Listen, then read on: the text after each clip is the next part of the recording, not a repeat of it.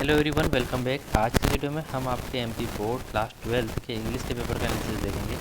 आपका सेट सी है, सभी में क्वेश्चन सेम आए थे लेकिन उनकी नंबरिंग थोड़ी आगे पीछे थी। तो थोड़ा सा आप मिला लीजिए कि आप मैक्सिमम मार्क्स आपके जो 80 है उसमें से आप कितने आपने गेन किए हैं और कहाँ कहाँ आपसे थोड़ी मिस्टेक हुई है। यहाँ पर हर बार पार्ट ए जो कि आपका रीडिंग सेक्शन होता है, इसमें वही पैसेज दिया हुआ था कि read the following passage carefully and answer the question given below. और आपका पैसेज काफ़ी सिंपल दिया हुआ था। ऐसा पैसेज आपका नहीं था कि आपको उसमें सोचना पड़ता और फिर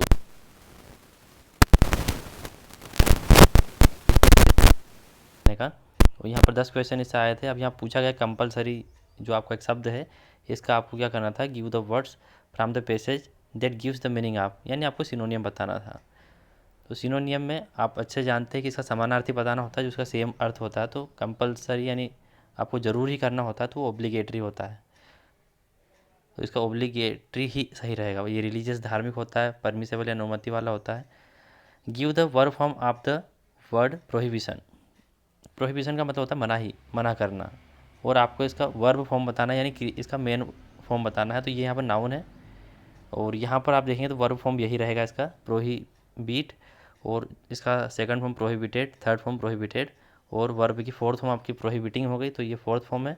और ये इसका एडवर्ब फॉर्म है। तो ये पहला वाला इसका सही रहेगा। Give the antonym of poor. Poor का मतलब होता है से गरीब। अगर पुअर होता तो हम रीच करते, है ना, लेकिन यहाँ पर पुअरर है तो यहाँ पर कंपेरेटिव डिग्री दी गई है। तो आपको इसकी इसकी कंपेरेटिव डिग्री बतानी है लेकिन अपोजिट बतानी है, एंटोनियम बताना अपोजिट, तो रीचर हो जाएगा। शॉर्टर का मतलब छोटा होता है, टालर मतलब लंबा होता है, डीपर मतलब गहरा होता है, सब गहरा में आ जाएगा। The Gita is capable of being understood. जो गीता है, भागवत गीता की बात कर रहे हैं, वो किस तरह से आप उसको अंडरस्टूड कर सकते हैं। तो बाय हार्ट, अपने हृदय के द्वारा आप उसको अंडरस्टूड कर सकते हैं। तभी समझ सकते हैं जब आप उसको दिल से पढ़ेंगे ऐसा कुछ। फिफ्थ नंबर देखिए, in the given passage what is the only universal prohibition. आपको बताना है कि पैसेज के अनुसार जो सार्वभौमिक मनाही है वो क्या है।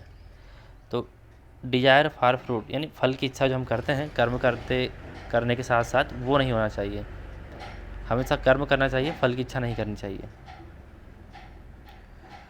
गीता इज क्या है, गीता क्या है आपकी एक ग्रेट रिलीजियस पोएम है, एक महान धार्मिक कविता है। The Gita is important for, तो किसके लिए गीता महत्वपूर्ण है, किन को रीड करनी चाहिए।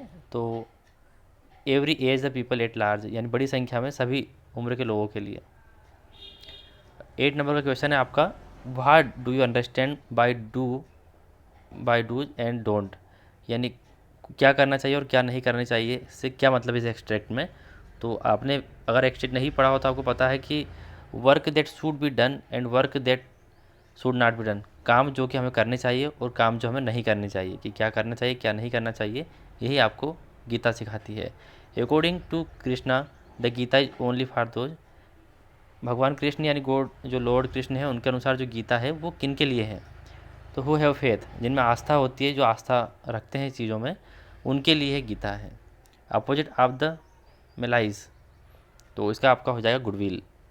आपको इसका अपोजिट बताना था। अब यहाँ पर जो दूसरा पैसेज है आपका, जो कि कोल के ऊपर दिया गया है, coal is a natural resource है जो कि प्राकृतिक रूप से आपको मिलता है कोल, उसके बारे में बताया गया कि 85% of total fossil fuel reserve in the world, कितना जो है रिजर्व है पूरे वर्ल्ड में। तो ये पूरा पैसेज आपका कोल के ऊपर था। और यहाँ पर इसमें आपको जो है नोट्स बनाने थे। नोट्स के लिए मैं ऑलरेडी वीडियो अपलोड कर चुका हूँ, यदि आप वो देख कर गए होंगे तो आप अच्छे से इसके नोट्स बना के आ गए होंगे। और यहाँ पर कोल के बारे में बताया गया, तो यही इसका टाइटल है। सेक्शन बी जैसा कि राइटिंग वाला होता है, आपको लिखने के ऊपर काम करना होता है, कितने बेहतरीन तरीके से आप अपनी राइटिंग स्किल को प्रेजेंट कर पाते हैं कॉपी में, कितने सही तरीके से आप लेटर एप्लीकेशन या लिख पाते हैं, पैराग्राफ लिख पाते हैं, किस वर्ड का उपयोग करते हैं, उसके आधार पर आपको नंबर मिलते हैं। पहले वाले सेक्शन में आपकी रीडिंग एबिलिटी देखी जाती है कि आपने कितने अच्छे से आपकी रीडिंग एबिलिटी है, कितने से आप पढ़ पाते हैं। क्वेश्चन नंबर 3 में देखिए, यू आर सोनिया निगम, आप जो है सोनिया निगम है और आपको क्या करना था, while watching a news channel covering a rally of green peas activist. Green peas activist जो है उसके लिए आपको क्या करना था, आप जब टीवी देख रहे थे या न्यूज़ चैनल देख रहे थे तो एक रैली है green peas activist, right an article for a newspaper, तो आपको इसके लिए एक आर्टिकल लिखना था न्यूज़पेपर के लिए। और किस पर लिखना था, it's worth saving the earth, यानी कि आपको पृथ्वी जो है इसकी सेविंग के लिए, इसको बचाने के लिए आपको जो है एक आर्टिकल लिखना था जो कि न्यूज़पेपर के लिए लिखना था। या फिर आप क्या कर सकते थे, write a paragraph in about 200 words. आपको जो है 200 शब्दों में क्या करना था, study for 3 language at a school necessary or not. तो एक स्कूल में जो है 3 लैंग्वेज जो पढ़नी चाहिए वो आवश्यक है या नहीं, इस पर लिखना था 200 शब्दों में। क्वेश्चन नंबर 4 में है, you are Abraham John the secretary of your school science club, a science exhibition is being organised in your school, write a notice. आपको एक नोटिस लिखना था for the school notice board inviting project and models from the students. यानी आपको project और model जो है student से कलेक्ट करना है। The exhibition is to be held on 28 February, यानी 28 फरवरी को जो है एग्जीबिशन रखा जाएगा, उसके लिए आपको नोटिस लिखना था साइंस एग्जीबिशन के लिए। या फिर आप क्या कर सकते थे, your father has been transfer to another city, you want to sell certain household things. तो आपको यहाँ पर एक एड देने के लिए, यानी कि आपको एक लोकल न्यूज़पेपर में एक एडवर्टीजमेंट देना है कि आप अपना हाउस होल्ड जो सामान है वो बेचना चाहते हैं, तो उसके लिए आपको कटिंग लगवानी है कि ये सामान सोल्ड करना है, क्योंकि आपके जो पिताजी है उनका ट्रांसफ़र अनदर सिटी में हो गया है। क्वेश्चन नंबर 5 में आप देखिए, you are Anuj Dubey, write a letter to your friend describing a recent exciting cricket match in which you your own team won. तो यहाँ पर आपका नाम जो है अनुज दुबे बताया है और आपको अपने दोस्त को लेटर लिखना है, तो और बताना है कि क्रिकेट मैच जो आपकी टीम के द्वारा परफॉर्म किया गया उसके बारे में आपको बताना था। सब 4 मार्क्स के हैं। या फिर आप लिख सकते हैं, last month you bought digital camera for modern electronics. आपने कैमरा खरीदा है जबलपुर से। Now you find something wrong. अब आपको कुछ समस्या उसमें आ रही है। It is not working properly, या ठीक तरीके से काम नहीं कर रहा है। Write letter to the dealer to complaining about the problem. तो आपको डीलर को एक जो है लेटर लिखना था कंप्लेन करने के लिए इस समस्या को लेकर। अब सेक्शन सी आपका बहुत इंपॉर्टेंट जो ग्रामर से संबंधित है। तो यहाँ देखिए, फिर इन द ब्लैंक्स। अब यहाँ पर आपको 5 अटेंड करने थे। The boy the bird almost every day. तो यहाँ पर बॉय जो है सिंगुलर है और वर्ब की सिंगुलर फॉर्म होती है ए से एस के साथ आती है, तो कैचेस हो जाएगा। I think it rain today. यहाँ पर संभावना व्यक्त की जा रही है और पॉसिबिलिटी के लिए हमेशा मे का उपयोग होता है। पास्ट की बात होती है तो माइट का उपयोग करते हैं, लेकिन माइट तो वैसे भी नहीं दिया हुआ है। There are precious books in the library. तो यहाँ पर कुछ मूल्यवान चीज़ें हैं लाइब्रेरी में, पुस्तकें हैं। तो पुस्तकें आपका काउंटेबल होता है, तो यहाँ पर मैनी होता तो भी हो जाता, लेकिन मैनी तो है नहीं, तो हमारे पास सिर्फ एक ही ऑप्शन बचा पॉजिटिव सेंटेंस के लिए, सम। मत जो है अनकाउंटेबल के लिए आता है तो ये आएगा नहीं। एनी जो आपका इंटरोगेटिव में आता है तो यहाँ पर था नहीं। और ईच जो है प्रत्येक के सेंस में आता है, इसमें सिंगुलर आता है, तो यहाँ पर आपका ये प्लूरल था तो सम ही आएगा इसमें। We are going a match today, we are going to playing a match today. अब यहाँ पर ये वर्ब के फोर्थ फॉर्म है, इसके बाद फिर हम वर्ब का उपयोग करें तो टू के साथ उपयोग करेंगे, इन्फिनिटिव के साथ में। My friend lives in Delhi आ जाएगा, एक बड़े प्लेस का नाम है और बड़े प्लेस के पहले इन का उपयोग करते हैं। और यदि इसके पहले दिल्ली में कोई जगह बताई होती कि दिल्ली में इस जगह पर रहता तो हम एट लगा देते हैं। The temple is the middle. तो जो टेम्पल है वो कहाँ है, जो नदी है उसके बीच में है, तो इन आ जाएगा मे का सेंस में। ओन यानी पर, इंटू यानी कि अंदर, और जब अंदर होता धसा हुआ तो बात होती, और एट मतलब पर। और इंटू का उपयोग हम गतिशील अवस्था मूवमेंट के लिए करते हैं, तो यहाँ पर स्थिर है मंदिर और बीच में से इन आएगा। Let's go market where my father has put up stall. तो चलिए उस मार्केट में चलते हैं जहाँ पर मेरे पिताजी ने क्या किया है कि स्टॉल लगाया है। तो यहाँ पर वेयर या देट या जिससे सेंटेंस के बारे में और अधिक जानकारी मिलती हो, वहाँ पर हम द डेफिनेट आर्टिकल का उपयोग करते हैं।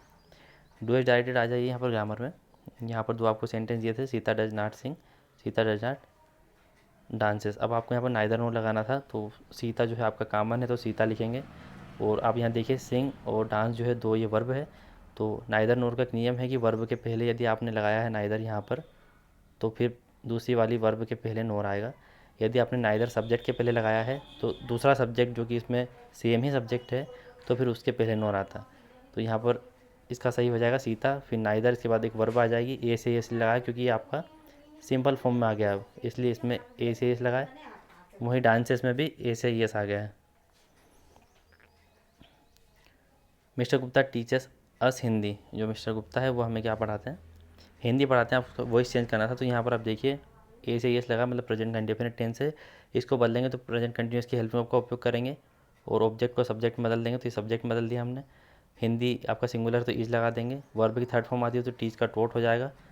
अस हो जाएगा कि किन्हें पढ़ाते हैं, हमें पढ़ाते हैं। टोट अस बाय मिस्टर गुप्ता। अब यहाँ पर देखिए थर्ड नंबर का, if they do not work properly they will be punished. तो यहाँ पर आपको अनलेस का उपयोग करना था इफ़ की जगह पर। तो ऑलरेडी मैंने वीडियो आपका डाल रखा है, आपने देखा होगा इफ़ और अनलेस का उपयोग करना है। तो यहाँ पर आपको इफ़ हटा देना है, इसका मतलब यदि होता है, और अनलेस का मतलब यदि नहीं होता है।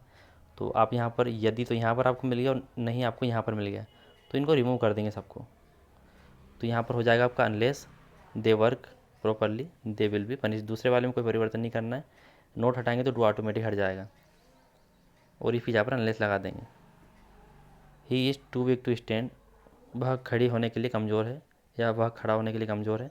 यहाँ पर सो दैट का उपयोग करना है, तो टी डबल ओ की जगह पर सो लगाएंगे, ही इज़ सो वीक, और यहाँ पर इस टू की जगह पर दैट लगाएंगे। इस सब्जेक्ट के अकॉर्डिंग यहाँ पर ही लगाएंगे, और नहीं खड़ा रह सकता तो कैन नॉट स्टैंड। काफ़ी ईजी था। The child cried for milk, यहाँ पर आपको कंटिन्यूस टेंस में बदलना था। तो चाइल्ड जो है वो पास्ट कंटिन्यूस यानी वाज वर, तो सिंगुलर है तो वाज आ जाएगा। क्राइंग आईएनजी लग जाएगा वर्ब के साथ में, फॉर मिल्क, ये आपका कंटिन्यूस हो गया। He gets salary, he starts spending it, no sooner than का उपयोग करना था। तो यहाँ पर नो सुनर देन स्टार्टिंग में लगाएंगे, फिर जो है वर्ब होती है हेल्पिंग वर्ब वो आगे आ जाती है उसी टेंस की। तो ये प्रेजेंट डेफिनेट इसकी हेल्पिंग वर्ब आगे आ जाएगी। ही गेट्स हिज सैलरी, फिर सैलरी के बाद देन लगा देंगे, और अगला वाला सेंटेंस एज इट इज जोड़ देंगे बिना कोई परिवर्तन किए। और यहाँ पर ये जम्बल्ड सेंटेंस था, इसको रीअरेंज करना था जिससे मीनिंगफुल सेंटेंस का अर्थ निकले। तो राजू राइट कैन आइदर, तो यहाँ Raju can write with either hand, यानी राजू जो दोनों हाथों से लिख सकता है। अब यहाँ पर सेक्शन डी जो था आपका क्वेश्चन आंसर थे, आई होप आप सभी ने कर दिए होंगे। और यहाँ पर ये देखा जाए तो आपके ये कुछ एक्सट्रैक्ट लिए गए हैं आपके लेसन से, जैसे कि यहाँ पर नेम ऑफ द ऑथर आप देवो एक्सट्रैक्ट, तो यहाँ पर विलियम डगलस आ जाएगा। According to the extract what is the name of the river, river का नाम क्या था, यक्विमा रिवर था। The author speaks about the misadventure when he was, तो 11 ईयर ओल्ड के थे जब वो एडवेंचर के बारे में बताते हैं, मिस एडवेंचर के बारे में कि ये घटना हुई थी। Find a word from the extract with means dangerous, dangerous जो शब्द है इसका मीनिंग आपको बताना था, तो खतरा खतरा होता है, तो यहाँ पर ये हो जाएगा आपका टेचरस। और सिनोनिम ऑफ ग्रेजुअल, ग्रेजुअल का मतलब आपको सिनोनिम बताना है, तो जेंटल सभ्य टाइप का। अब यहाँ पर एक पोएम दी हुई थी जो कि आपके इस जो मेन पुस्तक है उसकी पोएम है, वो यहाँ पर पूछा गया इसमें, what moves the play away from a dark spirit any shape of beauty. What does the poet means by green world, green world से पोएट का क्या मतलब, डेफोडिल्स ग्रीन सराउंडिंग, जो डेफोडिल्स है वो पूर्ण रूप से फैली हुई आसपास, तो ग्रीन वर्ल्ड दिखाई देता है। Then which of the following poetic device has been used, तो कौन सा पोएटिक डिवाइस सेडी बून में उपयोग किया गया है। तो पूरे ही पैराग्राफ में आपका इमेजरी बताएगा। इमेजरी का मतलब ये होता है कि जब आप उसको पढ़ते हैं तो आपके दिमाग में पूरी इमेज वहाँ की बन जाती है, आपको ऐसा महसूस होता है कि सब कुछ आपको दिखाई देता है। कभी आप स्मेल करते हैं उसका सेंस आपको महसूस हो रहा है तो भी इमेज रही है, कोई चीज़ आपको सुनाई दे रही है संगीत के रूप में तो भी इमेज रही है। और यदि आपको दिखाई दे रहा है पढ़ने पर कि हाँ इस काव्य इस पोएम को पढ़ते वक्त मुझे पूरा दृश्य वैसा दिखाई दे रहा है तो भी इमेज रही है। बाकी आपके क्वेश्चन आंसर थे, आई होप आपका पेपर काफ़ी अच्छा गया होगा। और यहाँ पर एक और पेज है आपका, ये जो आपकी सेकेंडरी बुक है उसमें से, what was the chief concern of doctor Sadao father, तो डॉक्टर सडाव एजुकेशन, ये चिंता थी उनके लिए कि उनके एजुकेशन के बारे में। At what age did doctor Sadao go to America, कौन सी उम्र गए थे, 22 की उम्र में गए थे, 22 साल की उम्र में। Why was doctor Sadao sent to America, क्यों भेजे गए थे, to learn surgery and medicine. Find out the word, आपको बताना है अपोजिट फ्रैक्शन का, तो ट्रुप भी हो जाएगा और ग्रुप भी हो जाएगा। ट्रुप ज़्यादा सही है तो सी वाला आपका सही रहेगा। बाकी यहाँ पर 15 इसमें आपको क्वेश्चन आंसर करने थे।